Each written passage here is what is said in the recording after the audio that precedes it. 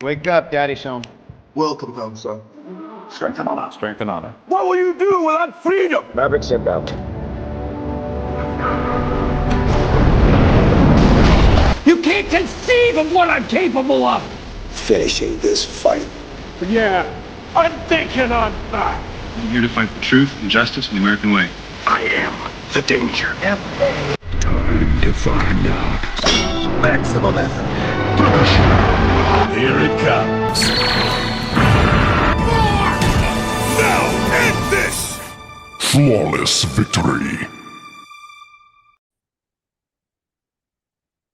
So that video is an official White House communique released on March the 6th. It's designed, I think, to help buoy the American populace behind their war, get support behind the war in Iran. And it strikes me that it was made by a 14-year-old who's recently had access to CapCut. And it is exactly what I would have thought was cool when I was about 14. And that's definitely one of my most embarrassing moments. It is cringe. Cringe to a weaponized degree. I mean, cut between these, clips from films, these clips from video games, bearing in mind that, the actors involved, like Steve Downes, who's Master Chief in Halo, has said, quote, "I did not authorize this use of my voice. This is disgusting and juvenile." And Ben Stiller from Tropic Thunder said, "War is not a movie." Yeah, war is not a movie indeed. And Mr. Downes is right. It is disgusting and juvenile. Cut between this footage is footage of war, footage of people getting killed. Hot bits of metal tearing through people. And I'm not necessarily a pacifist. I understand sometimes the necessity of this. In the case of Trump's attack on Iran, as I said in the previous collaboration with Adil Raja, it's like using a bulldozer to attempt to redecorate your house. Clumsy, ineffectual, disastrous, ill-planned. And all of that is seen true. I mean, the Straits of Hormuz being shut by Iran rather effectively, learning lessons from the Ukrainians in the Black Sea, using drones and ballistic missiles. Trump's begging, demanding of the allies he'd denigrated, whose soldiers he'd insulted, and whose lands he'd threatened to invade. Unsurprisingly, all of those allies have said no in various different ways. And Trump has since come out and said, well, I didn't need you anyway. I was just testing your loyalty. Again, this is the attitude of a malignant narcissist and a gangster. And that's really what he is. But past all of that nonsense, who is this video for? Does the majority of the American people find this cool? Find this invigorating? And why? I refuse to believe that that could be the case. I love the United States. I lived there for a number of years. I had one of those coveted green cards for a bit. And that's not the America I saw. Those aren't the Americans I personally know, many of whom I count among my greatest friends.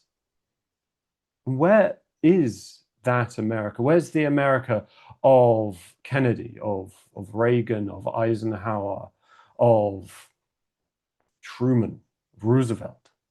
Where's the America of dignity, of walk softly, carry a big stick? Now we have shout loudly from the rafters about how big your stick is and wave it around and hit whoever you want. That's not the America I knew. It's not the America I love. And I do love the United States. There are things about the United States which are truly inspiring, the can-do attitude. Now, I often say to friends here that an American, when they have an idea, will just sort of try. And a Briton may often think, how can this go wrong, before giving it a shot? And I'm quite envious of that, but this is not what I'm seeing in this nonsense put out. That, by the way, is an official White House communique and will go into the Library of Congress and will be recorded and viewed and studied by historians and possibly psychologists to come. But that's the question I've got to ask. Who is this for? If this is for you, if you're a MAGA supporter, a Trump supporter, etc., and you find this video inspiring, I really want to know what about it inspires you. Because I just don't see it. Perhaps it's my cultural background. Perhaps it's my biases. But this just seems desperate. It seems cringe. It's like somebody who is calling out, crying out for attention and validation. And it's rather pathetic and sad to see that the arsenal of democracy has fallen so low in recent times. And to my American friends, keep your chin up and take a message perhaps from those who helped found your country, the French. Whenever anything goes wrong over there, and something I'm deeply jealous of the French for, horrible to say as an Englishman, they go out, they take to the streets, they protest, au barricade, and they deal with it. Something we could all learn from in today's times. I do want to know, though, what you think of this. If you've got anything to add to my thoughts on this, do let me know down in the comments, because this seems like decline writ large. Thank you very much for watching. Always remember, democracy is non-negotiable. Goodbye.